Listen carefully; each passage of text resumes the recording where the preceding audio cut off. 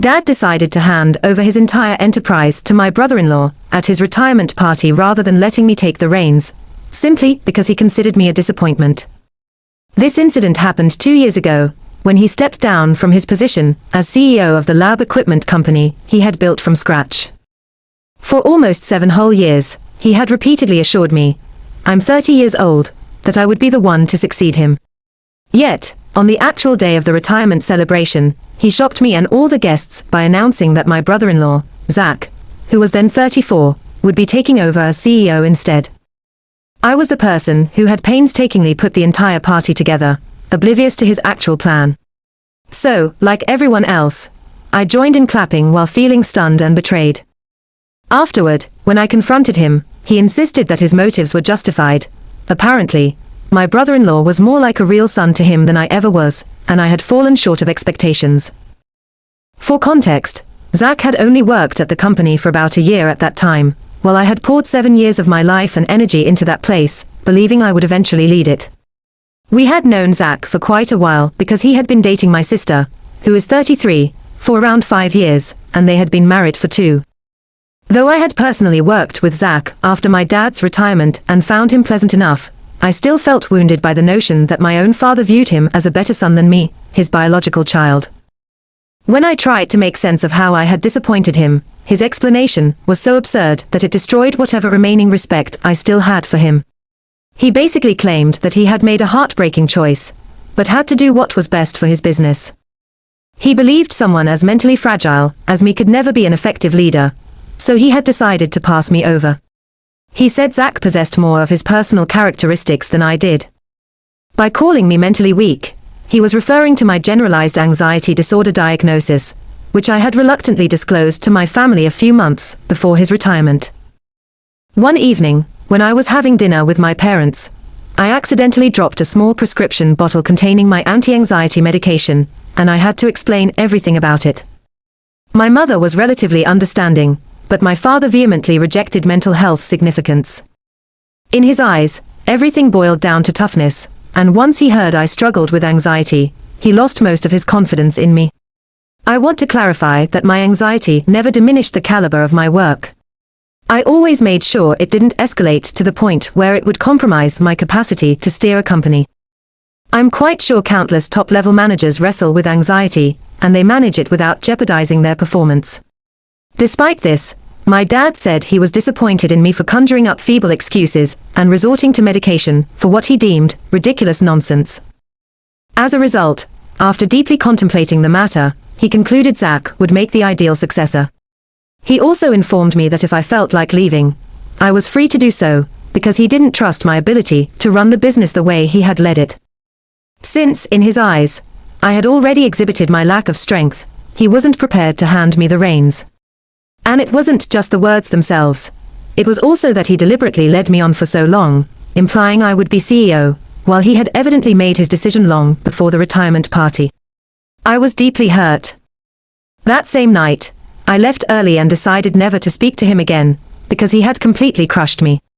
In the end, it was his company, so he had the right to select whomever he found most appropriate, but if his reason for rejecting me was centered on my anxiety, I couldn't do anything but respect his choice. That didn't mean I had to remain there, enduring this level of humiliation. So, I resigned, and within a few weeks, I found a new position somewhere else. During these 2 years, I've stayed in contact only with my mother. Once my sister discovered that I was quitting due to my anger over our father's decision to appoint Zach in my place, she interpreted it as a personal insult instead of striving to understand my perspective. She called later on, defending my father, and we ended up having a heated argument that effectively ended our relationship. For the past 2 years, I haven't spoken to my father or my sister, and naturally, I haven't had any interaction with Zach. I occasionally talk to my mother to see how she's doing, and we've tried to meet at least once every month. Every time we meet, she urges me to reconcile with my father, but I've made it clear I don't want that. About a week ago, my mother phoned me, sounding panicked. She revealed that Zach had been arrested for engaging in fraudulent tax activities, and now even my dad was under investigation as a possible accomplice due to his history with the company. This distressed me, but I had no idea what she wanted me to do about it. Apparently, she hoped I'd speak to my father, mend fences with him, and maybe testify on his behalf if it came to that. After all, I had worked there before. But I didn't hold back. I told her I was not going to get involved in this situation. I presumed that if my dad was being scrutinized, the rest of the higher-ups at the company would likely face similar scrutiny at some stage. If Zach truly committed tax fraud, it's a serious charge, and I wasn't eager to learn the gory details. All I knew was that my best course of action was to steer clear of the unfolding chaos. So I emphasized to my mother that I had no intention of risking my own well-being by helping my father. He really should have contacted me personally if he wanted my support. Why should I be forced to make the first move when he was the one who needed help? She responded by accusing me of immaturity, claiming that I was holding on to old grudges at a time when the family needed unity. We argued back and forth, and I stuck to my guns, asserting that I had zero plans to contact my father. She then insulted me, calling me cold-hearted and self-centered for clinging to the hurt from 2 years ago. Her words felt incredibly insensitive. If she had experienced the same betrayal I did, she would feel the same pain. She wouldn't be able to suddenly forgive and forget if our positions were reversed. It's absurd to think I could simply forgive my father for making me miss out on a position I'd worked 7 years to earn, especially when the reason he gave was fully beyond my control. Moreover, he never even attempted an apology, so how could anyone offer forgiveness to someone who refuses to show remorse?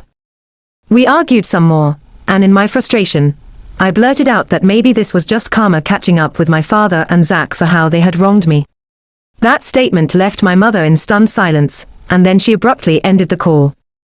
I felt guilty afterward and tried to call her back a couple of hours later, only to realize she had blocked me. I'm still consumed by remorse for saying what I did, so I'm wondering if I'm the jerk for implying my father is facing the consequences of his past actions. Update 1. Hello, everyone. It has been exactly 1 week since my mother blocked me, and I've been unable to contact her. I'm trying not to let the guilt eat me alive, but I don't have many options. She was the one family member who had stayed in touch with me since my father's retirement, and without her, I feel genuinely isolated and lonely. Yes, I have friends I can count on, and I'm eternally grateful for that, but my mom was my only familial connection, and now she's gone too. It's overwhelming to process. Still, I'm resolute in believing I did nothing wrong, because I truly think my father deserved the situation he's in, abandoning me over a health condition I couldn't control, which didn't even hinder my job performance, was undeniably cruel. For as long as I can remember, anxiety has never been crippling for me. It's never impaired my work, or prevented me from exhibiting leadership potential. My father's dismissive, outdated attitudes toward mental health were devastating. He undermined my confidence for a long time by labeling me a disappointment. After we severed ties, I wrestled with self-doubt at my new job, second-guessing every action as though I were a fraud. Therapy has been my lifeline, enabling me to work through unresolved issues and maintain my mental well-being. Still, his words echo in my mind, and they've highlighted just how archaic his outlook on mental health is.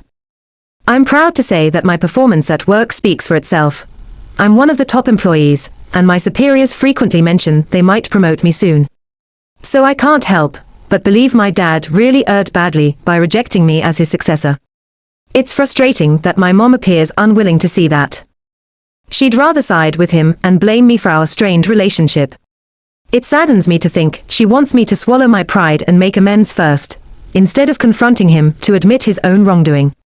But until they offer me a heartfelt apology, I'm disinclined to help them with anything. I'm no longer willing to be used for their personal agendas. Update 2. My sister came to my place today, and the atmosphere was thick with tension. She was downright frantic, begging me for help with her husband's ongoing legal predicament. Frankly, I still don't understand what specific help they believe I can provide.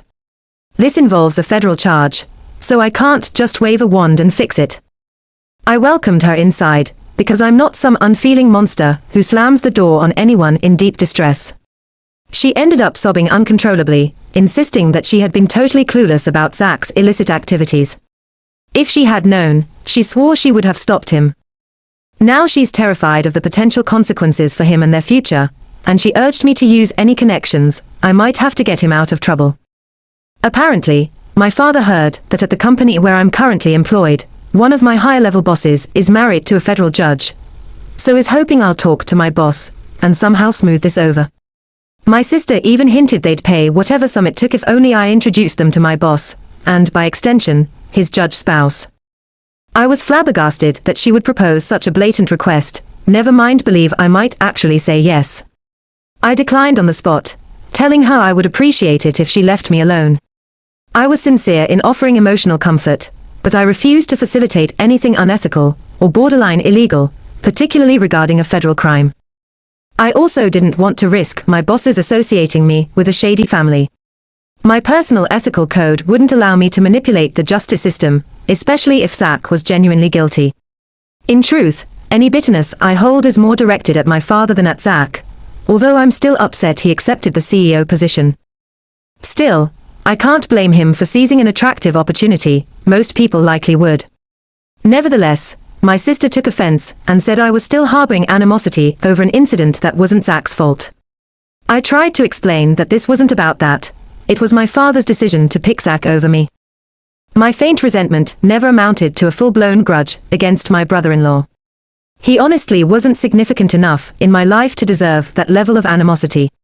But she shut me down, asserting that our mother was correct. I'm petty and self-absorbed. That triggered yet another argument. We ended up yelling so loudly that neither of us could discern the other's words. We hurled profanities at each other, and eventually, she stormed out. I felt both furious and saddened, not just by her outbursts, but because it felt like my entire family was determined to prove me right about not wanting them around. Reflecting on how supportive I used to be when we were children is painful. We used to be so inseparable, and watching everything crumble is heartbreaking. I find myself regretting that I ever stayed in touch with my mom these past 2 years, and I really regret letting my sister in when she showed up. I'm tired of dedicating time and emotional energy to people who continue to cause me such anguish. Update 3. It has been 4 days since the fight with my sister, and the ensuing silence initially made me hope they might leave me alone. But today, both my parents turned up at my place. I had sworn I wouldn't let them in, given how things went with my sister. I told them outright that they should head home, because I had nothing to say to them, they couldn't possibly have any fresh arguments to make. My father then surprised me by insisting he wasn't there to demand a favor, but to truly apologize. He claimed it had taken him this long to recognize how profoundly he had hurt me. He admitted that while no words could mend the pain, he still felt the need to see me face to face and say he was sorry. I was stunned because I fully anticipated an outburst or aggression from him, considering that our last interaction was on the night of his retirement party when he called me a disappointment. That memory remains embedded in my mind. Once he finished, I thanked him for traveling all the way here to apologize, but pointed out I couldn't forgive him so easily. You can't simply say, "I'm sorry," and erase 2 years of silence, disregard, and emotional wounds. He had never attempted to contact me even once during that entire period. I added that I might never be able to forgive him, given how severely he had broken my trust. I was bracing myself for him to lash out again, but he didn't. He calmly stated that he'd be willing to wait forever if that's what it took, and he'd respect my decision even if I never wanted to speak to him again. He explained that he had built the company from the ground up with his own sweat and tears, and that, in his panic, he had grown afraid that my anxiety might make the enterprise vulnerable under my leadership. He confessed that he came from a long line of tough, stoic men, and his father had raised him to regard conditions like anxiety and depression as weak excuses. So he acknowledged he had blown my anxiety out of proportion, leading to this catastrophic mistake. He also disclosed that in the months following our falling out, he'd read more about anxiety and recognized some signs in himself, and had even contemplated contacting me to patch things up. However, Zach's fraudulent tax scandal surfaced, complicating everything. I felt deeply conflicted hearing him reveal all this. At least he finally apologized, albeit 2 years late. Although I'm not sure how genuine his remorse is, I'm at least willing to consider it. Ultimately, I asked him to go home and told him I would reach out if I decided I wanted to move forward. He respected my boundaries. My mom offered her own apology, which echoed his. She admitted she'd been too quick to rush to his defense, and had not tried to see my side of the story. She also mentioned that my sister was remorseful, but I made it clear that an apology conveyed through someone else isn't acceptable. My sister is grown, and if she wants to say sorry, she should do it in person. I realize she's probably caught up in drama regarding Zach, but that still doesn't justify how she behaved the last time. So, that's where we stand. Most of my family has apologized, and now it's my call whether I want to forgive them. It's not an easy choice at all, because I've spent 2 years without any of them in my life, except for the occasional contact with my mother, and I managed to survive. On one hand, I miss them and wonder if holding on to old resentments is only going to keep hurting me. On the other hand, I'm not entirely confident in their motives, or whether they'll revert to their old ways. I genuinely don't know what to do next. Some might suspect their apologies are motivated by the legal trouble they are in, but I've already stated plainly that I wouldn't lift a finger to help them with that. It's more than a principle for me, it's a moral stance. If they're expecting me to step in, they are wasting their time. If they have no ulterior motive and legitimately want to fix our broken family ties, well, that's an even bigger quandary. So I'm going to take some time to think this through. I'll let you all know what happens. Update 4. Hi everyone. I haven't been able to log on here for about 4 months, because my life got hectic. I'll explain that in a moment. The last time I posted, my mom and dad had apologized to me in person, while my sister sent her apology through our mother. She eventually came over a couple of weeks later to say it face to face, which I appreciated. I gave her the same response as my parents. I needed time to decide how, or if, I wanted to repair these relationships. Eventually, about a month ago, I told them I'd be willing to attempt mending our bond, but strictly on my terms and at my speed. I said I'd be fine meeting for dinner once a month to see how it went. They were beyond thrilled about that. So we ended up having our first monthly dinner a few weeks back, and while it was definitely awkward at first, I could sense them bending over backward to make up for their past mistakes. Notably, Zach wasn't there because my sister ended up filing for divorce a couple of months ago, and he'd been fired from the company. My dad offered to make me CEO now that Zach was gone, but I declined. I need more time to gauge if that's even something I'd want. For now, my dad is steering the company himself, and he has reassured me the job will be mine if I ever decide I want it. I might mull it over for a few more months before giving him an answer. On a brighter note, there's a fresh, happier dimension to my life. I'm dating someone who has been my close friend for years. We officially got together a few months ago, which is part of why I've been so busy. She brings me genuine joy, and has encouraged me to move beyond the drama and anger so I can find some peace in my life. Truthfully, if she hadn't coaxed me toward reconciliation, I might still be estranged from my entire family. I'm very grateful she initiated our relationship, because I'd always been too worried about ruining the friendship if I asked her out. Now we're together and I'm elated. This is a much-needed positive shift. So, as of right now, things are looking up for me, and I'm trying to savor the balance I've finally found. Whether I fully forgive my father and the rest of my family remains to be seen, and I'm not pressuring myself to decide immediately. For the moment, 1 dinner a month feels like a manageable start. I hope life continues unfolding in this better direction, and no matter what happens with the company or my relatives, I'm determined to protect my own well-being and keep nurturing the new happiness I've found.